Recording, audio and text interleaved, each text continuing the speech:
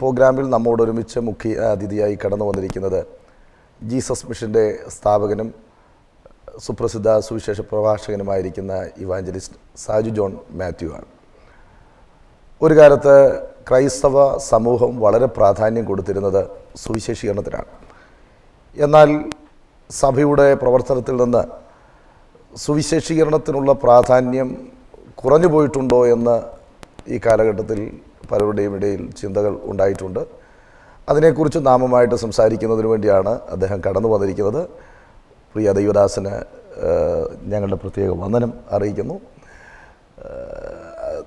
താങ്കളോട് ഞങ്ങൾക്ക് ചോദിക്കുവാനുള്ളതായ ചോദ്യമെന്ന് പറയുന്നത്, നവീകരണ സഭകൾ ഒരു കാലഘട്ടത്തിൽ സുവിശേഷീകരണത്തിന് വളരെ പ്രാധാന്യം കൊടുത്തിരുന്നു. എന്നാൽ ഈ കാലഘട്ടത്തിൽ സഭയുടെ പ്രവർത്തന അജണ്ടയിൽ നിന്ന് സുവിശേഷീകരണത്തിൻ്റെ പ്രാധാന്യം കുറഞ്ഞു പോയിട്ടുണ്ടോ എന്ന് ചിന്തിക്കുന്നു. അതിനെ സംബന്ധിച്ച് എന്താണ് പറയുവാനുള്ളത്? നമ്മൾ പൊതുവേ നമ്മുടെ സഭകളെ, പ്രത്യേകിച്ച് പ്രൊട്ടസ്റ്റന്റ് സഭകൾ അല്ലെങ്കിൽ അതിനുശേഷമുള്ള സഭകളെക്കുറിച്ച് നമുക്ക് പറഞ്ഞിരുന്നത് സുവിശേഷ വിഹിത സഭകൾ എന്നാണ്. അതുതന്നെയല്ല, ഇവാഞ്ചലിക്കൽസ് എന്നാണ് നമ്മളെ പലരും വിളിച്ചുകൊണ്ടിരുന്നത് തന്നെ, ഇവാഞ്ചലിക്കൽസ്. എന്നാൽ ഈ പറഞ്ഞതുപോലെ കഴിഞ്ഞ കാലങ്ങളിൽ സുവിശേഷീകരണത്തിനുണ്ടായിരുന്ന പ്രാധാന്യം നഷ്ടപ്പെടുന്ന രീതിയിൽ ഒരു പുതിയ പ്രവണത നമ്മുടെ സഭകളിലെല്ലാം വരുന്നു എന്നുള്ളത് ഒരു യാഥാർത്ഥ്യമാണ്. ഞാൻ യേശു കർത്താവിനെ അറിഞ്ഞ വിശ്വാസത്തിലേക്ക് വരുന്നതായ സന്ദർഭത്തിൽ എൻ്റെ ലോക്കൽ സഭ അതൊരു ചെറിയ സഭയാണ്, ഒരു ഗ്രാമീണ സഭയാണ്. പക്ഷേ എല്ലാ ആഴ്ചയിലും ഒരു ദിവസം ഞങ്ങൾ ഭവനങ്ങൾ സന്ദർശിക്കാൻ വേണ്ടി പുറത്ത് അവിടെയുള്ള ഗ്രാമത്തിലെ എല്ലാ വീടുകളും കയറി ഇറങ്ങിയിരുന്നു. അതെന്തുകൊണ്ടാണ്? ഈ ദൈവദാസന്മാർ അതിന് വലിയ പ്രാധാന്യം കൊടുത്തിരുന്നത് കൊണ്ടാണോ? തീർച്ചയായിട്ടും അത് ആ സഭകളുടെ അന്നുണ്ടായിരുന്ന ദൈവദാസന്മാരാണ് അതിന് പ്രാധാന്യം കൊടുത്തതെന്നുള്ളതിന് യാതൊരു സംശയമില്ല. തന്നെയല്ല, അതൊക്കെ സഭയുടെ തുടക്ക കാലഘട്ടമാണ്. അന്ന് അങ്ങനെയല്ലാതെ സഭ വളരത്തില്ലായിരുന്നു. പക്ഷേ ഇന്നിപ്പോൾ ഉണ്ടാകുന്നൊരു പ്രശ്നം, പല സുവിശേഷ അല്ലെങ്കിൽ സുവിശേഷകരും ശുശ്രൂഷകരും ഒരു എക്സിസ്റ്റിംഗ് ചർച്ചിലേക്കാണ് വരുന്നത്. അതുതന്നെ തെറ്റൊന്നുമല്ല, എന്നാലും ഒരു എക്സിസ്റ്റിംഗ് ചർച്ചിൽ വന്നാലും അവർക്ക് വേണമെങ്കിൽ പുറത്തുനിന്ന് ആൾക്കാർ വന്നില്ലെങ്കിലും കുഴപ്പമില്ല എന്നുള്ളൊരു ചിന്ത. ഇപ്പം ഞങ്ങളുടെ ചർച്ചിൻ്റെ കാര്യം തന്നെ, ഞങ്ങളുടെ ചെറിയ പ്രായത്തിലെ ചർച്ചിൻ്റെ കാര്യം പറഞ്ഞാൽ, ഞങ്ങളുടെ ചർച്ചിലെ വന്ന ചർച്ചെന്ന് പറയാനൊന്നുമില്ല, അതൊരു പുതിയ പ്രവർത്തനമായിരുന്നു. പക്ഷെ പുതിയ പ്രവർത്തനം എന്ന് പറയുമ്പോൾ ഈ പാസ്റ്റർ പൂവത്തൂര് ഇന്ത്യ പെന്തക്കോസ്ത് ദൈവസഭയുടെ പാസ്റ്റർ ആയിരുന്നു. അദ്ദേഹത്തിന് വേണമെങ്കിൽ ആ ഒരു വലിയ സഭയുടെ, അന്നത്തെ ഏറ്റവും, പൂവത്തൂരൊക്കെ അറിയാമല്ലോ, പണ്ടത്തെ കാലത്തെ ഏറ്റവും പ്രധാനപ്പെട്ട സഭയാണ്, ആ സഭയുടെ പാസ്റ്ററായിട്ട് അവിടെ വേണമെങ്കിൽ അദ്ദേഹത്തിന് സുഖമായിട്ട് കഴിയാമായിരുന്നു. പക്ഷേ സുവിശേഷ ആത്മാവ് അദ്ദേഹത്തിൻ്റെ ഉള്ളിലുണ്ടായിരുന്നതുകൊണ്ട് പാസ്റ്റർ ടി സി ഈശോ എന്ന് പറയുന്ന ആ വ്യക്തിക്ക് ആ തൻ്റെ ജന്മനാട്ടിൽ ഒരു പുതിയ പ്രവർത്തനം തുടങ്ങണമെന്നും അനേകരെ കർത്താവിലേക്ക് നയിക്കണമെന്നുള്ള വലിയൊരു അഭിവാഞ്ചം ഉണ്ടായി, ആ ഒരു വലിയ ദാഹം ഉണ്ടായിരുന്നു. അതുകൊണ്ട് അദ്ദേഹം വലിയ സഭ നോക്കാതെ ട്രാൻസ്ഫർ വന്നപ്പോൾ ചെറിയ സഭയിലേക്കാണോ? വലിയ സഭയിൽ നിന്നുകൊണ്ട് തന്നെ അദ്ദേഹം ചെറിയ സഭയിൽ പ്രവർത്തിച്ചു. അപ്പോൾ ഒരു വലിയ സഭ ഒരാൾക്ക് കിട്ടിയെന്ന് പറഞ്ഞുകൊണ്ട് എന്നാൽ പിന്നെ ഞാൻ ഇതിനകത്ത് സാറ്റിസ്ഫൈഡ് ആണെന്ന് പറയുന്ന ഒരു ചിന്ത ഉണ്ടാകാതെ ഏത് സുവിശേഷകനും ഒരു പുതിയ പ്രവർത്തനത്തിന് മുൻതൂക്കം കൊടുത്ത് അതിനുവേണ്ടിയുള്ള ഒരു പ്രവർത്തനത്തിൽ സഹകരിക്കണം, അല്ലെങ്കിൽ അതിനുവേണ്ടി പരിശ്രമിക്കണമെന്നാണ് എൻ്റെ അഭിപ്രായം, അല്ലാതെ മറ്റൊന്നുമല്ല. ഇപ്പോൾ അതിൽ നിന്നൊക്കെ ഒത്തിരി മാറ്റം സംഭവിച്ചിട്ടുണ്ട്. ഇപ്പോൾ മാറ്റം സംഭവിച്ചു എന്ന് പറയുന്നത് ആകമാനമായിട്ടുള്ള ഒരു പ്രശ്നം. എൻ്റെ അടുത്ത് ഒരു MDHന് പഠിച്ചുകൊണ്ടിരുന്ന ഒരു വിദ്യാർത്ഥി ഒരിക്കലും ഒരു ഇൻ്റർവ്യൂവിന് എൻ്റെ അടുത്ത് വന്ന് പല കാര്യങ്ങൾ, പിന്നെ കാസ്റ്റൽ ഹിസ്റ്ററിയുമായിട്ട് ബന്ധപ്പെടുത്തിയായിരുന്നു അദ്ദേഹം എന്നോട് ചോദ്യങ്ങൾ ചോദിച്ചെങ്കിലും അവസാനം എന്നോടൊരു ചോദ്യം ചോദിച്ചു. പക്ഷേ ഇതുമായിട്ട് ബന്ധപ്പെട്ടല്ല, എനിക്ക് പേഴ്സണലി ചോദിക്കാനുള്ള ചോദ്യം, ഇന്നത്തെ സഭയുടെ ഏറ്റവും വലിയ പ്രശ്നമായിട്ട് എന്താ തോന്നുന്നത്? ഞാൻ ഒരു നിമിഷം ആലോചിച്ചപ്പോൾ എനിക്ക് മനസ്സിലായ കാര്യം ഞാൻ അദ്ദേഹത്തിന് പറഞ്ഞു, അതിതാണ്, ഇന്നത്തെ സഭ ഓൾമോസ്റ്റ് ഒരു കാര്യത്തിലും സീരിയസ് അല്ല. ഓൾമോസ്റ്റ് ഒരു കാര്യത്തിലും പാപം ഒരു സീരിയസ് ഇഷ്യൂ അല്ല, സുവിശേഷീകരണം ഒരു സീരിയസ് ഇഷ്യൂ അല്ല, കർത്താവിൻ്റെ രണ്ടാം വരവ് ഒരു സീരിയസ് ഇഷ്യൂ അല്ല. എന്തുവായി സഭയിൽ ഇപ്പോൾ സീരിയസ് ആയിട്ടുള്ളത്? അപ്പോൾ അത് ബൈബിളിൽ നിന്നുള്ള വ്യതിചലനമല്ലേ നമ്മളിവിടെ? ബൈബിളിൽ നിന്നുള്ള വ്യതിചലനവും ദൈവത്തിൽ നിന്നുള്ള വ്യതിചലനവും, ഈ ദൈവസ്നേഹം സഭകളുടെ നഷ്ടപ്പെടുന്നുണ്ടോ? അതുകൊണ്ടല്ലേ ഇതൊക്കെ സംഭവിക്കുന്നത്? അതായത് ദൈവത്തെ സ്നേഹിക്കാൻ, അല്ലെങ്കിൽ പണ്ട് കാലത്ത് ഒരാൾ കർത്താവിനെ അംഗീകരിച്ച് വരുമ്പോഴത്തേക്ക് ഇപ്പോൾ ആ യേശു ക്രിസ്തു അവന് വേണ്ടി എന്ത് ചെയ്തു എന്നുള്ള കാര്യത്തെക്കുറിച്ച് അവന് ഒരു നല്ല ബോധ്യമുണ്ടായിരുന്നു. കാൽവറി ക്രൂശിൽ യേശു മരിച്ച കാര്യത്തെക്കുറിച്ച് അവന് ബോധ്യമുണ്ടായിരുന്നു. ഓരോ തിരുവത്താഴം കഴിയുമ്പോഴും കരഞ്ഞുകൊണ്ടാണ് തിരുവത്താഴം എടുക്കുന്നത്. കരച്ചില്ല, മറ്റൊന്നുമല്ല. കരച്ചിലെന്ന് പറയുന്നത് എൻ്റെ പാപങ്ങൾക്ക് വേണ്ടി മരിച്ച യേശുവിനെ അവൻ്റെ ഹൃദയത്തിൽ ആ ക്രൂശ് കണ്ടുകൊണ്ട് അവൻ തിരുവത്താഴത്തിൽ പങ്കെടുത്ത്. ഇന്നിപ്പോൾ എന്തോ തിരുവത്താഴത്തിൽ പങ്കെടുക്കുമ്പോൾ നമുക്കറിയാമല്ലോ, ആ ഒരു ചിന്ത സീരിയസ് അല്ല, ഒരു കാര്യവും സീരിയസ് അല്ല. തിരുവത്താഴം സീരിയസ് ആവശ്യമില്ല. പാപം എന്ത് ചെയ്താലും കുഴപ്പമില്ല എന്നുള്ള നിലയിലാണ് ഇപ്പം വന്നിരിക്കുന്നത്. അതുപോലെ തന്നെ സുവിശേഷീകരണത്തിലും ആൾക്കാരെ ഒരു എ കൈൻഡ് ഓഫ് അതൊക്കെ ആരെങ്കിലും ചെയ്യുന്നെങ്കിൽ ചെയ്തോട്ടെ, അവർക്ക് വേണമെങ്കിൽ ഞങ്ങൾ കുറച്ച് പ്രത്യേക വിഭാഗത്തെ മാത്രം ഫലമേൽപ്പിച്ചിരിക്കുന്നതായിട്ട് ചിലപ്പോൾ തോന്നുന്നു. അത് വലിയൊരു പ്രോബ്ലമാണ്. അതായത് പലരുടെയും ചിന്ത ഞങ്ങളൊക്കെ ജോലി ചെയ്ത് ചില കാശൊക്കെ ഉണ്ടാക്കി കൊടുത്തേക്കാം, ആരാന്ന് വെച്ചാൽ സുവിശേഷ വേല ചെയ്തോട്ടെ, ഞങ്ങളുടെ പണം കൊടുത്തേക്കാം. പക്ഷെ കർത്താവ് അങ്ങനല്ലോ പറഞ്ഞിരിക്കുന്നത്. നിങ്ങൾ പോകുക, അല്ലെങ്കിൽ സഭ എന്ത് ചെയ്യണം, അയക്കാനായിട്ട് എന്ത് ചെയ്യണം, തയ്യാറാകണം. അതായത് മിഷൻ സംഘടനകൾ ചെയ്ത ഒരു പ്രശ്നവുമുണ്ട്. എന്നാന്ന് ചോദിച്ചു കഴിഞ്ഞാൽ അവർ വന്നിട്ട് പറഞ്ഞൊരു കാര്യമുണ്ട്, ഗോ ഓർ സെൻഡ്. ഒന്നുകിൽ നിങ്ങൾ പോവുക, അല്ലെങ്കിൽ നിങ്ങൾ അയക്കുക. അതായത് നിങ്ങൾക്ക് പിന്നെ അവർ തന്നെ പറയും നിങ്ങൾക്ക് പോകാൻ പറ്റത്തില്ലല്ലോ, ഞങ്ങൾ പൊക്കോളാം, ഞങ്ങൾ പൈസ തന്നാൽ മതി. എന്നാൽ വേദപുസ്തകത്തിൻ്റെ സിസ്റ്റം ഗോ ഓർ സെൻഡ് എന്നല്ല, ഗോ ആൻഡ് സെൻഡ് എന്നാണ്. എല്ലാവരും പോയാലേ പറ്റൂ, എല്ലാവരും അയച്ചാലേ പറ്റുള്ളൂ. ഞാനൊരു സുവിശേഷകനാണ്, എന്നാൽ ഞാൻ ചിന്തിക്കുന്നത് എനിക്കും അയക്കാൻ പറ്റണം, ഞാനും അയക്കണം. അതായത് ഗോ ഓർ സെൻഡ് എന്ന് പറയുന്നത് വേദപുസ്തകത്തിൻ്റെ സിസ്റ്റമല്ല, ഗോ ആൻഡ് സെൻഡ്. എല്ലാവരും പോകണം, എല്ലാവരും. അതൊരു പക്ഷേ കാശ്മീരിൽ എല്ലാവരും പോകണമെന്നോ ആഫ്രിക്കയ്ക്ക് പോകണമെന്നോ ഞാൻ നിർബന്ധം പറയുന്നില്ല. ദൈവം അവർക്ക് ഒരു പക്ഷേ തന്നിരിക്കുന്നത് ഏറ്റവും അടുത്തുള്ള. അതിന് പോകാനായിട്ട് മടി കാണിക്കുന്നത് ഒന്ന് ഭയവും, രണ്ട് സുവിശേഷത്തെക്കുറിച്ചുള്ള ലജ്ജയാണ്. ഉണ്ടാകാം, പക്ഷേ അതൊന്നും ആലോചിച്ചൊന്നുമല്ല. ഞാൻ പോയി സുവിശേഷം പറഞ്ഞ ആരെങ്കിലും എന്നെ തല്ലിക്കൊല്ലുമെന്ന് പേടിച്ചൊന്നും അല്ല ആരും പോകാത്തത്. ഞാൻ പറഞ്ഞല്ലോ, അതൊരു സീരിയസ് ഇഷ്യൂ അല്ല. സ്വാർത്ഥത വന്ന് നമ്മളെ അങ്ങ് മൂടിയിരിക്കുകയാണ്. അതായത് എനിക്കിവിടെ സുഖമായിട്ട് ജീവിക്കണം, അതിന് യേശുവിനെ വിളിച്ചാൽ ഇതെല്ലാം കിട്ടുമെന്ന് ആരാണ്ടൊക്കെ പറയുന്നത് കേട്ടു, എന്നാൽ പിന്നെ പ്രാർത്ഥിച്ചേക്കാം.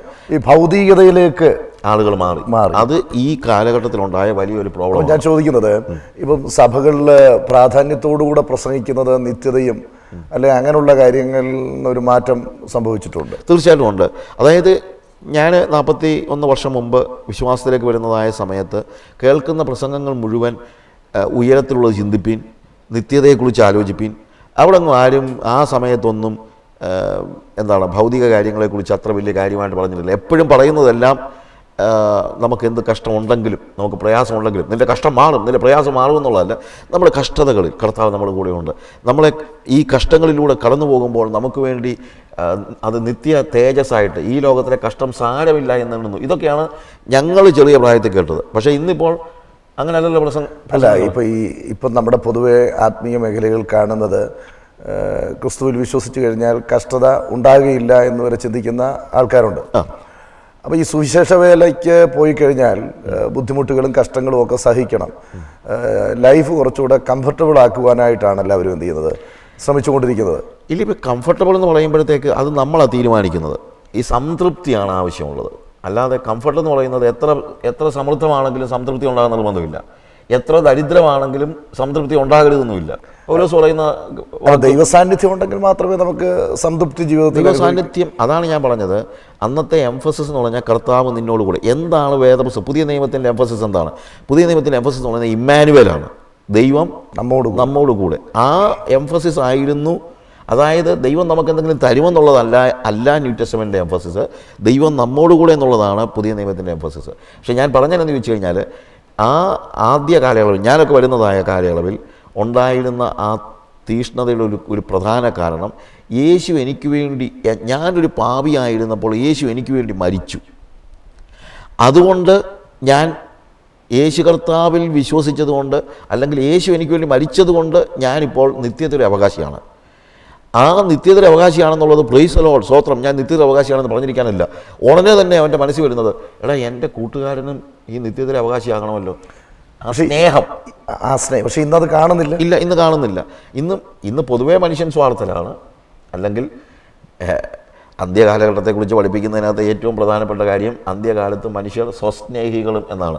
ഈ സ്വസ്നേഹം എന്ന് പറയുന്നത് ഭൗതിക കാര്യങ്ങളിൽ മാത്രമല്ല, ആത്മീയ കാര്യങ്ങളിൽ പോലും ഈ സ്വസ്നേഹം വന്ന് പിടികൂടിയിരിക്കുന്നതായ ഒരു സാഹചര്യമാണ് പ്രോബ്ലം ഉണ്ടാക്കിയിരിക്കുന്നത്. അതുകൊണ്ട് ടീച്ചിങ് ആണ് തീർച്ചയായിട്ടും ടീച്ചിങ്ങിനൊരു പ്രധാനപ്പെട്ട ഞാൻ ചോദിക്കുന്നത്. അപ്പോൾ ഈ ദൈവദാസന്മാർ സഭകളിൽ സുവിശേഷീകരണത്തിൻ്റെ പ്രാധാന്യതയെക്കുറിച്ച് പറയുകയും ഒരു റോൾ മോഡൽ മാതൃക കാണിച്ചു കൊടുക്കണ്ട.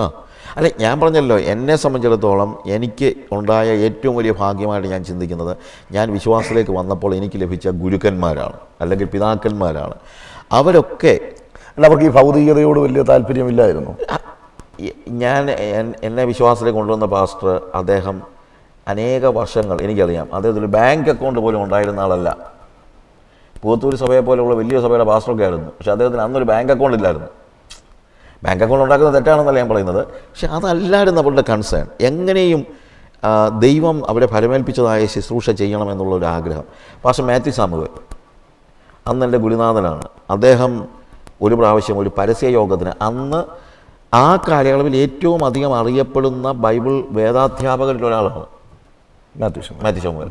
ആ കാലയളവിൽ 40 വർഷം മുമ്പ് അദ്ദേഹത്തിൻ്റെ അത്രയും വേദ അധ്യാപനത്തിൽ മുതിർന്നു വരുന്ന ഒരു നേതാവ് നമുക്കില്ല. PM ഫിലിപ്പച്ചനും TJ അച്ഛനും ഒക്കെ ഉണ്ടായിരുന്നു എന്ന് പറഞ്ഞു കഴിഞ്ഞാൽ അടുത്ത തലമുറയിൽപ്പെട്ട ആളുകളിൽ ഇദ്ദേഹത്തോളം അറിയപ്പെടുന്നതായ ഒരു വേദാധ്യാപകനില്ല. പക്ഷേ ആ മനുഷ്യൻ പരസ്യയോഗങ്ങളിൽ ഞാൻ പറഞ്ഞത് അദ്ദേഹത്തോടൊപ്പം പരസ്യയോഗങ്ങളിൽ എനിക്ക് പങ്കെടുക്കാൻ പറ്റിയിട്ടുണ്ട്. അദ്ദേഹമാണ് പ്രസംഗിക്കുന്നത്. പരസ്യത്തിന് പ്രസംഗിക്കുവാനായിട്ട് പ്രോത്സാഹിപ്പിക്കുക തന്നെയല്ല, അദ്ദേഹം വന്ന് പ്രസംഗിക്കുകയാണ്. ഒരിക്കൽ കോഴഞ്ചേരിയിൽ ഒരു പരസ്യം നടന്ന കൂട്ടത്തിൽ, അത് കഴിഞ്ഞിട്ട് ഞങ്ങളൊരു ചായ കുടിക്കാനുള്ള പാരമൗണ്ട് എന്ന് പറഞ്ഞൊരു ഹോട്ടലുണ്ട്. ആ ഹോട്ടലിൽ കയറി ചായ കുടിച്ചുകൊണ്ടിരുന്നപ്പോൾ പാസ്റ്റർ മാത്യു സാമുവേൽ എന്നോട് പറഞ്ഞൊരു കാര്യം, മോനെ, ഒരു പരസ്യ സ്ഥലത്ത് കിടന്ന് മരിക്കണമെന്നാണ് എൻ്റെ പ്രാർത്ഥനയെന്ന്. അദ്ദേഹത്തിൻ്റെ ആഗ്രഹമാണ് പറഞ്ഞത്. ഒരു പരസ്യ സ്ഥലത്ത് കിടന്ന് മരിക്കണമെന്ന് എൻ്റെ ആഗ്രഹമെന്ന് എന്നോട് പറഞ്ഞത്. അത് കേട്ടാണ് ഞാൻ വളർന്നത്. അപ്പോൾ ഈ പരിശീലനം അതിനകത്ത് വലിയ പ്രാധാന്യം തീർച്ചയായിട്ടും ഉണ്ട്. എനിക്ക് ഏറ്റവും കൂടുതൽ എനിക്ക് നന്ദിയുള്ളത് അവരോടൊക്കെയാണ്. എന്നെ വിശ്വാസത്തിൽ നടത്തിയ ആളുകൾ, എന്നെ സുവിശേഷ വേലയിൽ കൈപിടിച്ച് നടത്തിയവരായ ആ വ്യക്തികളോടുള്ള എൻ്റെ സ്നേഹത്തിനും ബഹുമാനത്തിനും ഒരിക്കലും അന്തം വരത്തില്ല. ഇവർ രണ്ടുപേരും, പാസ്റ്റർ TC ഷോയും പാസ്റ്റർ മാത്യു സാമുവേലും ഒക്കെ ഇപ്പോഴും ജീവിച്ചിരിക്കുന്ന ആളുകളാണ്. ഈ സഭകളിലെ സുവിശേഷി അതിൻ്റെ മുഖ്യ അജണ്ടയിൽ നിന്ന് മാറിപ്പോകുന്നത് കൊണ്ടല്ലേ പലപ്പോഴും സഭയ്ക്കകത്ത് പ്രശ്നങ്ങളും പ്രയാസങ്ങളും ഒക്കെ ഉണ്ടാകുന്നത്. കാരണം ജനത്തിന് ചെയ്യാനായിട്ട് കാര്യങ്ങളൊന്നും ഇല്ല. ഇപ്പോൾ ഇതിനകത്തെ ഒരു കാര്യം എന്ന് പറയുന്നത്, സുവിശേഷീകരണം നടത്തുന്ന സഭ വളരുക മാത്രമല്ല, ശുദ്ധീകരിക്കപ്പെടുകയും ചെയ്യും. അതായത് ഞാൻ പോയി എൻ്റെ നാട്ടിൽ സുവിശേഷം എവിടെയാണെങ്കിലും സുവിശേഷം പറയുമ്പോൾ ആളുകൾ 1000 കണ്ണുകൾ എന്നെ നോക്കുന്നില്ലേ.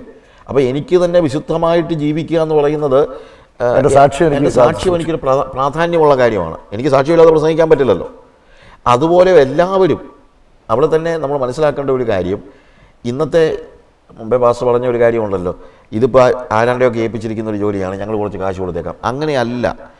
സുവിശേഷം എന്ന് പറയുന്നത് സകല വിശ്വാസികൾക്കും സാക്ഷിയാവുക എന്നുള്ള സന്ദേശം, സാക്ഷിയാവുക എന്ന് പറയുന്നതായ ആ കൽപ്പന സുവിശേഷകന്മാർക്ക് മാത്രമല്ല, എല്ലാവർക്കും ഒരുപോലെയുള്ള കൽപ്പനയാണ്. അതിനകത്ത് ഒരാൾക്കും ഒഴിവില്ല. ഒരു സഭയിലെ മുഴുവൻ വിശ്വാസികളും സാക്ഷികളാകുന്നിടത്ത് മാത്രമേ വേദപുസ്തകപ്രകാരമുള്ള ജീവിതം യാഥാർത്ഥ്യമാകുന്നുള്ളൂ. സാക്ഷിയാകുമ്പോൾ തീർച്ചയായും ആ സാക്ഷിയാകുന്നത് ഒരു പ്യൂരിഫിക്കേഷനാണ്. മുമ്പേ പാസ്റ്റർ പറഞ്ഞല്ലോ, ജോലിയില്ലാത്ത എപ്പോഴാണ് വഴക്കുണ്ടാക്കുന്നത് ചോദിച്ചു കഴിഞ്ഞാൽ, എന്തുകൊണ്ടാണ് സഭയിൽ വഴക്കുണ്ടാക്കുന്ന മറ്റുള്ള കാര്യങ്ങളുണ്ടാക്കുന്നത്? അവൾക്ക് വേറെ ഒന്നും ചെയ്യാനില്ല. സഭയ്ക്ക് വേണ്ടി വന്നു കഴിഞ്ഞാൽ സ്ഥിരമായിട്ട് സുവിശേഷം അറിയിച്ചുകൊണ്ടിരിക്കുന്ന, സുവിശേഷത്തിൽ പങ്കെടുത്തുകൊണ്ടിരിക്കുന്ന ആളുകളാണ് നമുക്കുള്ളതെങ്കിൽ അവർക്ക് വേറെ ഒന്നിനും അതിനെക്കുറിച്ച് നമ്മൾ ആലോചിക്കുന്നില്ല. ഞങ്ങളുടെ ചർച്ചിൽ പണ്ടൊക്കെ ഭവനങ്ങൾ കയറുക, ട്രാക്റ്റ് കൊടുക്കുക, ഇതിനൊന്നും ഒരു ബുദ്ധിമുട്ടോ പ്രയാസമോ ആർക്കും ഇല്ലായിരുന്നു. അല്ലാതെ ഒരു ആവേശമായിരുന്നു. പക്ഷേ ഈ കാലഘട്ടത്തിൽ അത് വളരെ കുറവല്ലേ. ഇതിനൊരു പ്രോഗ്രാം പോലെ വല്ല ഓണവാര വേല എന്നൊക്കെ പറഞ്ഞു വല്ലോ വന്നെങ്കിലായി, അല്ലെങ്കിൽ അതും എല്ലാവരും അടുത്തൊന്നുമില്ല. അതാണ് ഞാൻ പറഞ്ഞത്. അവിടെയാണ് ടീച്ചിങ് വേണ്ടത്. അതായത് ഇവിടെ ഏത് സഭയിലും പാസ്റ്റർ പഠിപ്പിക്കണം, ഇവിടെ ഇരിക്കുന്ന മുഴുവൻ പേരും സുവിശേഷകരാണ്. ഞാൻ ചിലപ്പോൾ നമ്മൾ സാധാരണ കേൾക്കുന്ന ഒരു ഫ്രേസ് ഉണ്ടല്ലോ, അതായത് ഇളയനല്ല ആളുകളെ പ്രസവിക്കുന്നത്, ആളുകളാണ് ആളുകളെ പ്രസവിക്കുന്നത്. അങ്ങനെയുള്ള ചർച്ചകളാണ് വളരുന്നത്. അതുകൊണ്ട് ആളുകളെ കൂട്ടിക്കൊണ്ട് വരിക. ഇപ്പോൾ സുവിശേഷത്തിൽ കർത്താവ് തന്നെ പറഞ്ഞ എന്താണ്? Go and preach. ഗോ, പോവുക, പ്രസംഗിക്കുക, നിങ്ങൾ പോയി സുവിശേഷം പ്രസംഗിക്കണം. പോവുക എന്ന് പറയുന്നത് ഒരു കൽപ്പനയാണ്. പോവുക എന്ന് പറയുന്നത്, അതുകൊണ്ട് ഞാൻ പറഞ്ഞത് പോവുക എന്നുള്ളത് കൽപ്പനയാണ്, അയക്കുക എന്ന് പറയുന്നത് കൽപ്പനയാണ്. പോവുക അല്ലെങ്കിൽ അയക്കുക എന്ന് പറയുന്നത് കൽപ്പനയല്ല. ഈ ജോലിയോടനുബന്ധിച്ച് സുവിശേഷ വേല ചെയ്യുന്നതിനെക്കുറിച്ച് എന്താണ്? ഞാൻ സാധാരണ അതിനെക്കുറിച്ച് പറയാറുണ്ട്, ജോലിയോടുകൂടെ സുവിശേഷ വേല ചെയ്യുന്നത് ശരിയായ കാര്യമല്ല, എന്നാൽ സുവിശേഷ വേലയോടുകൂടി ഒരു ജോലി ചെയ്താൽ കുഴപ്പമില്ലെന്ന്. അതായത് എന്നെ ഭൂമിയിൽ ദൈവം ആക്കിയിരിക്കുന്നത് എന്തിനാണ്? Why God has put me in this world. ഞാൻ സുവിശേഷകനാണോ അല്ലയോ എന്നുള്ളതല്ല. ഒരു ക്രിസ്ത്യാനിയായ എന്നെയും നിങ്ങളെയും എന്തിനു വേണ്ടിയാണ് കർത്താവ് ഭൂമിയിൽ ആക്കിയിരിക്കുന്നത്? മറ്റൊരു കാര്യത്തിനു വേണ്ടിയല്ല. നമ്മളുടെ ഏറ്റവും ആദ്യത്തെ കർത്തവ്യം എന്ന് പറയുന്നത് അവൻ്റെ സാക്ഷിയാവുക എന്നുള്ളതാണ്. ഞാൻ ചിലപ്പോൾ പറയാറുള്ള ഒരു കാര്യം, നമുക്ക് ചിലപ്പോൾ ആളുകളോട് ചോദിക്കാറുണ്ട്, എന്തുകൊണ്ടാണ് നിങ്ങളെ ദൈവം ഈ ഭൂമിയിലാക്കിയിരിക്കുന്നത്? നമ്മളിപ്പം ഏതാണെങ്കിലും രക്ഷിക്കപ്പെട്ട ഏതൊരു വ്യക്തിക്കും ഏറ്റവും പറ്റിയ സ്ഥലമെന്ന് പറയുന്നത് സ്വർഗ്ഗമാണ്. അത് എനിക്കും അറിയാം, ദൈവത്തിനും അറിയാം. പക്ഷേ എനിക്ക് ഏറ്റവും പറ്റിയ സ്ഥലം സ്വർഗ്ഗമാണെന്ന് എനിക്കറിയാമായിരുന്നിട്ടും ദൈവത്തിനറിയാമായിരുന്നിട്ടും ദൈവം എന്നെ രക്ഷിക്കപ്പെട്ടതിൻ്റെ അന്ന് തന്നെ വല്ല കാറ് വിളിച്ച് അങ്ങ് സ്വർഗ്ഗത്തിലോട്ട് കൊണ്ടുപോകുന്നതിന് പകരം പിന്നെയും ഈ ഭൂമിയിലാക്കിയിരിക്കുന്നതിൻ്റെ ലക്ഷ്യമെന്താണ് എന്ന് ചോദിച്ചാൽ, നമ്മളെയൊക്കെ ഇന്നത്തെ ഒരു ചിന്ത, നമ്മളിവിടെ ഭൂമിയിലാക്കിയിരിക്കുന്നത് കുറേ എന്തെങ്കിലും കഴിക്കുകയോ കുടിക്കുകയോ ചെയ്ത് പിന്നെ ദശാംശം കൊടുക്കാൻ വേണ്ടിയാണെന്ന്. ഇനി അതല്ല, കുറച്ച് ആത്മീയം കൂടിയ ആളുകൾ പറയും, ബ്രദറെ ആരാധിക്കാൻ വേണ്ടിയാണ് ദൈവം നമ്മളെ ഭൂമിയിലാക്കിയിരിക്കുന്നത്. അപ്പം ഞാൻ ചോദിക്കുന്നത്, ആരാധിക്കാൻ വേണ്ടിയാണ് ദൈവം നമ്മളെ ഭൂമിയിലാക്കിയിരിക്കുന്നെങ്കിൽ ഇതിനേക്കാൾ ബെറ്ററായിട്ട് ആരാധിക്കാവുന്നത് സ്വർഗ്ഗത്തിലല്ലയോ? സ്വർഗ്ഗത്തിലാണ് ആണല്ലോ. അപ്പോൾ എന്നാൽ പിന്നെ അങ്ങ് സ്വർഗ്ഗത്തിൽ കൊണ്ടുപോയ പോലെ, പിന്നെയും എന്തിനാണ് എന്നെ ഭൂമിയിലാക്കിയിരിക്കുന്നത്? അതുപോലെ പാട്ട് പാടാൻ വേണ്ടി സ്വർഗ്ഗത്തിൽ ഇതിനേക്കാളും നന്നായിട്ട് എനിക്ക് പാട്ട് പാടരുത്. പാട്ട് പാടാൻ വേണ്ടിയോ ആരാധിക്കാൻ വേണ്ടിയോ എന്നെ ഭൂമിയിൽ തന്നെ ഇട്ടേക്കേണ്ട കാര്യമൊന്നുമില്ല. കർത്താവിന് എന്നെ സ്വർഗ്ഗത്തിലോട്ട് എടുക്കാം. എന്നാൽ എനിക്ക് സ്വർഗ്ഗത്തിൽ ചെന്നാൽ ചെയ്യാൻ പറ്റാത്തതും ഭൂമിയിൽ എനിക്ക് ചെയ്യാൻ കഴിയുന്നതുമായ ചില കാര്യങ്ങളുണ്ട്. സ്വർഗ്ഗത്തിൽ എനിക്ക് ഒരു പാവങ്ങളെ സഹായിക്കാൻ പറ്റില്ല, കാര്യം സ്വർഗ്ഗത്തിൽ പാവങ്ങളില്ല. സ്വർഗ്ഗത്തിൽ എനിക്കൊരു ട്രാക്റ്റ് കൊടുക്കാൻ പറ്റില്ല. ആൾക്കാർ ട്രാക്റ്റ് കൊടുക്കേണ്ടത് അവിടെ അതിൻ്റെ ആവശ്യമില്ല. സ്വർഗ്ഗത്തിൽ എനിക്കൊരു ഹോസ്പിറ്റൽ വിസിറ്റ് ചെയ്ത് രോഗികളെ സന്ദർശിക്കാൻ ആവശ്യമില്ല. അവിടെ ആശുപത്രിയില്ലല്ലോ. സ്വർഗ്ഗത്തിൽ രോഗികളില്ല. സ്വർഗ്ഗത്തിൽ എനിക്ക് പ്രസംഗിക്കാനും പറ്റത്തില്ല. ചിലപ്പോൾ ഞാൻ ആലോചിക്കാറുണ്ട്, ഈ പ്രസംഗിച്ച് ഭയങ്കര പ്രസംഗമില്ലെങ്കിൽ ജീവിക്കാൻ പറ്റാത്ത ചില ആളുകളുണ്ട്. അവർ സ്വർഗ്ഗത്തിൽ ചെന്ന് എന്തോ എടുക്കുമെന്ന്. സ്വർഗ്ഗത്തിൽ പ്രസംഗമില്ല, അവർക്ക് ബോറടിക്കുമായിരിക്കും. അവിടെ പിന്നെ സ്വർഗ്ഗത്തിൽ ട്രാക്ട് കൊടുക്കാൻ പറ്റില്ല, പാവങ്ങളെ സഹായിക്കാൻ പറ്റില്ല, ആശുപത്രി സന്ദർശിച്ച് ആളുകളെ കൊണ്ടുപോകാൻ പറ്റത്തില്ല, പ്രസംഗിക്കാൻ പറ്റത്തില്ല. ഒരാളെ യേശുക്രിസ്തുവിനെക്കുറിച്ച് സാക്ഷിച്ച് മറ്റൊരാളെ ക്രിസ്തുവിലേക്ക് നയിക്കാൻ പറ്റില്ല. യേശുവിനെക്കുറിച്ച് സാക്ഷിക്കുന്നതൊക്കെ അതില്ല, ഞാൻ പറഞ്ഞതും മറ്റൊരാളെ ക്രിസ്തുവിലേക്ക് നയിക്കാൻ അതിവിടെ നടക്കുള്ളൂ. അതുകൊണ്ട് ദൈവം നമ്മളെ ഭൂമിയിൽ തന്നെ ആക്കിയിരിക്കുന്നത് എന്നാന്ന് ചോദിച്ചു കഴിഞ്ഞാൽ, സ്വർഗ്ഗത്തിൽ എനിക്ക് ചെയ്യാൻ പറ്റാത്ത കാര്യം ഇവിടെ ചെയ്യണം. ആരാധിക്കണമെന്ന് ഞാൻ പറയുന്നില്ല, പാട്ട് പാടണമെന്ന് പറയുന്നില്ല. പക്ഷേ പ്രാഥമികമായി സഭയെ ദൈവം ഭൂമിയിലാക്കിയിരിക്കുന്നത് ആരാധിക്കാൻ വേണ്ടിയല്ല. സഭയുടെ ഞാൻ പറഞ്ഞത് ഭൂമിയിലാക്കിയിരിക്കുന്നത്. പിന്നെ ആരാധിക്കാൻ വേണ്ടി എന്ന് പറയുമ്പോഴത്തേക്ക് ആരാധിക്കാൻ വേണ്ടിയാണെന്ന് പറഞ്ഞു. ഞാൻ ട്രാക്റ്റ് കൊടുക്കുമ്പോഴും ഞാൻ ആരാധിക്കുക, അതെല്ലാം ആരാധനയുടെ ഭാഗം, എല്ലാം ആരാധനയുടെ ഭാഗമാണ്. കാര്യം എൻ്റെ വർഷിപ്പിൽ നിന്നാണ്. വർഷിപ്പ് എന്ന് പറഞ്ഞാൽ എന്താണ്? ലവിങ് ഗാഡ് ഇൻ ഒരു അമിതമായ നിലയിൽ ദൈവത്തോടുള്ള സ്നേഹം എൻ്റെ ഉള്ളിലേക്ക് അങ്ങ് ഒഴുകി. അപ്പം ഈ നമ്മൾ വിഷയം വിട്ടു പോവുക അല്ല, ഈ സുവിശേഷം പറയുന്നത് ആരാധനയുടെ ഭാഗമല്ല എന്ന് ചിന്തിക്കുന്നത് കൊണ്ടല്ലേ നമുക്കതിന് പ്രാധാന്യം? തീർച്ചയായിട്ടും. അതായത് ആരാധന എന്താണെന്ന് നമുക്കറിയില്ല. നമ്മളെ എന്താ ആരാധന എന്ന് പറഞ്ഞാൽ പാട്ട് പാടുന്നതാണെന്നാണ്. പക്ഷേ ആരാധന എന്ന് പറയുന്നത് ദൈവത്തോടുള്ള സ്നേഹം എൻ്റെ ഉള്ളിൽ നിന്ന് അങ്ങ് പുറത്ത് വന്നിട്ട് ഞാൻ അവൻ്റെ കാൽക്കൽ വീഴുന്നതാണ് ശരിക്കും ആരാധന. അത് വേറെ സബ്ജക്റ്റ് ആണെന്ന് പറഞ്ഞു കഴിഞ്ഞാലും ആരാധന എന്ന് പറഞ്ഞാൽ I M falling down before God, that is worship. പക്ഷേ ഞാൻ സുവിശേഷം അറിയിക്കുമ്പോഴും ഞാൻ മറ്റു കാര്യങ്ങൾ ചെയ്യുമ്പോഴും എല്ലാം ഞാൻ ദൈവത്തിൻ്റെ സന്നിധിയിൽ അദൃശ്യ ലോകത്തിൽ വീണ് കിടക്കുകയാണ്. അതുകൊണ്ടാണ് ഞാൻ പറഞ്ഞത്, ഒരു വ്യക്തിക്ക് ആരാധനയല്ലാതെ വേറെ ഒന്നുമില്ല. അവൻ ചെയ്യുന്ന എല്ലാ കാര്യങ്ങളും അവൻ്റെ ആരാധനയുടെ ഭാഗമാണ്. കാര്യം അവന് ദൈവത്തോടുള്ള സ്നേഹത്തിൻ്റെ പാരമ്യതയിൽ നിന്നാണ് അവൻ എല്ലാ കാര്യങ്ങളും ചെയ്യുന്നത്. ഇത് കോൺട്രവേഴ്സി ഉണ്ടാക്കാൻ വേണ്ടി ഞാൻ പറയുന്ന കാര്യമല്ല. ഞാൻ പറഞ്ഞത് പാട്ട് പാടണമെന്നോ ആരാധിക്കണമെന്നോ അല്ലെങ്കിൽ അതല്ല ഞാൻ പറയുന്നത്, അത് അതിൻ്റെ ഒരു ഭാഗമാണ്. പക്ഷേ ആരാധന എന്ന് പറയുന്നത് നിരന്തരമായിട്ട് 24/7 നടക്കേണ്ട കാര്യമാണ് ആരാധന. എന്നാൽ ഇവിടെ സുവിശേഷം അറിയിക്കുക എന്ന് പറയുമ്പോഴത്തേക്ക് ഞാൻ സുവിശേഷം അറിയിക്കുന്നതിൻ്റെ കാരണം തന്നെ പൗലോസ് പറയുന്നു, ക്രിസ്തുവിൻ്റെ സ്നേഹം എന്നെ നിർബന്ധിക്കുന്നു. അപ്പോൾ ക്രിസ്തുവിൻ്റെ സ്നേഹം എന്താ? ഞാൻ പാപിയായിരുന്ന സമയത്ത് നരകത്തിലേക്ക് പോയിക്കൊണ്ടിരുന്നപ്പോൾ സ്വർഗസ്ഥനായ പിതാവ് പുത്രനായ തമ്പുരാനോട് പറഞ്ഞു, നോക്ക്, ഞാൻ ഭാവനയിൽ പറയുകയാണ്, നോക്ക് സാജു നരകത്തിലേക്ക് പോകും. അവൻ നരകത്തിലേക്ക് പോയിക്കൂടാ, അവൻ നമ്മുടെ സ്വരൂപത്തിലും സാദൃശ്യത്തിലും സൃഷ്ടിക്കപ്പെട്ടവനാണ്. അപ്പോൾ കർത്താവ് എന്നെ സ്നേഹിച്ച് സ്വർഗമഹിമകളെ വെടിഞ്ഞ് ഭൂമിയിലേക്ക് ഇറങ്ങി താഴെ വന്നു എനിക്ക് പകരമായിട്ട് കാൽവറി ക്രൂശിൽ മരിച്ചു. അതാണ് ക്രിസ്തുവിൻ്റെ സ്നേഹം.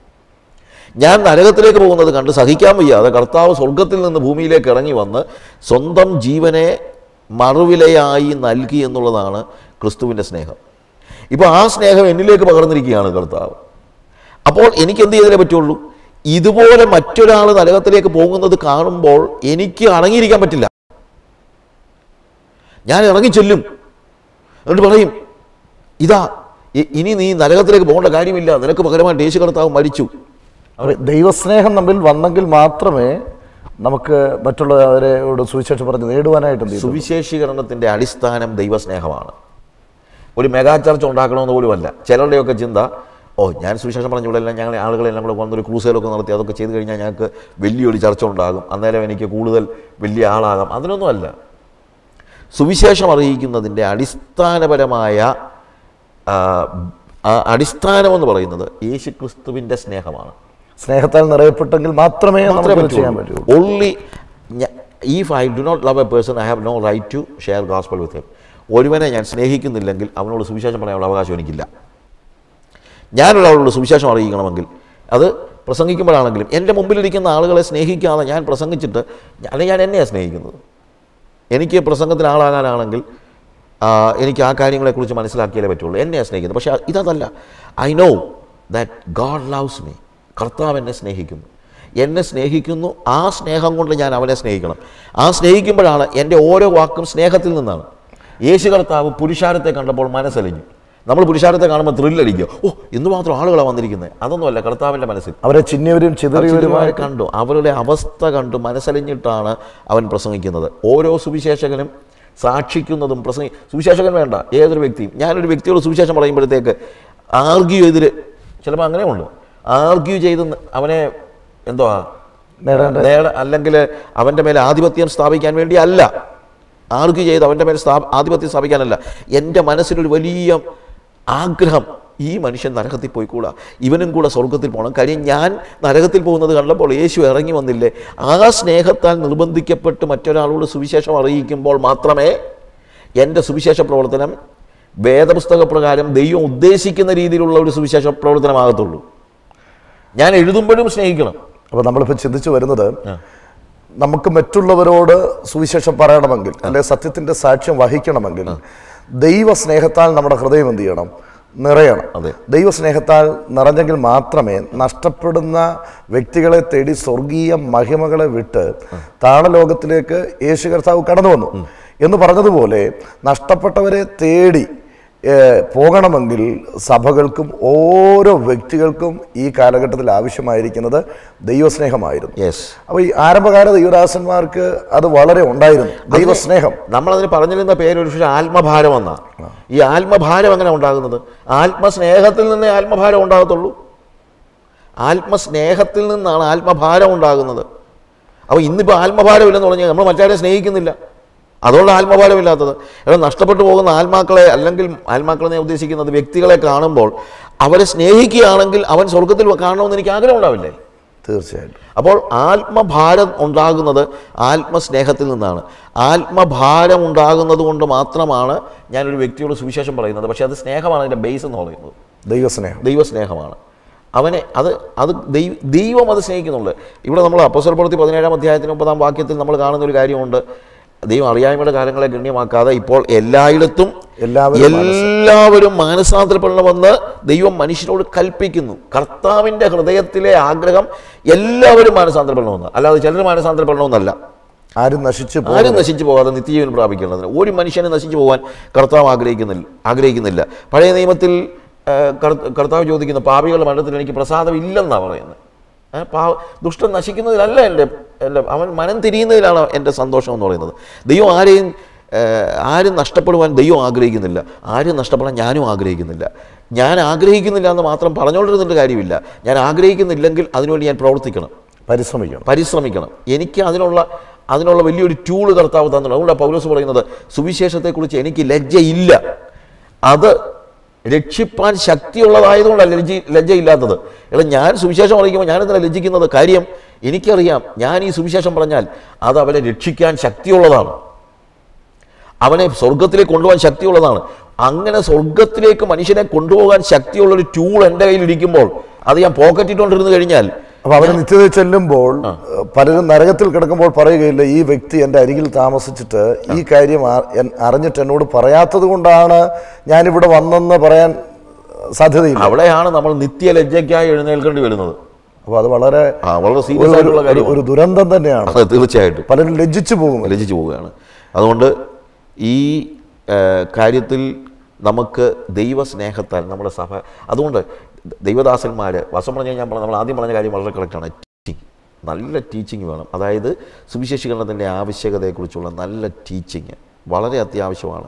അത് വെറുതെ ഉള്ള കാര്യമല്ല. നമ്മൾ ആ ടീച്ചിങ് ലൂടെ ജനങ്ങളെ ദൈവസ്നേഹത്തിലേക്ക്, ഇന്നത്തെ ഒരു വലിയ പ്രശ്നം നമ്മളെ പുതിയ വിശ്വാസികൾക്ക്, അല്ലെങ്കിൽ പുതിയ വിശ്വാസം, ഞാൻ അടച്ചു പറയുകയല്ല, പലപ്പോഴും ദൈവസ്നേഹമില്ല. ദൈവം തരുന്ന കാര്യങ്ങളോടുള്ള സ്നേഹമേ ഉള്ളൂ, ദൈവത്തോട് സ്നേഹം, കർത്താവിനോട് സ്നേഹമില്ല. കർത്താവ് തരുന്ന കാര്യങ്ങളുടെ പുറകെ പോകുന്നതല്ലാതെ എനിക്ക് രോഗസൗഖ്യം വേണം, എനിക്ക് മറ്റു കാര്യങ്ങൾ വേണം, ഇത് വേണം, അത് വേണം, പ്രത്യേകം പ്രാർത്ഥിക്കണം, ഈ എല്ലാം അല്ലാതെ ദൈവസ്നേഹം, കർത്താവിനെ തന്നെ സ്നേഹിക്കുന്ന ഒരു അവസ്ഥയില്ലാതെ വന്നിരിക്കുക. അതുകൊണ്ട് പഠിപ്പിക്കുമ്പോൾ കർത്താവിനെ സ്നേഹിക്കാൻ പഠിപ്പിക്കണം.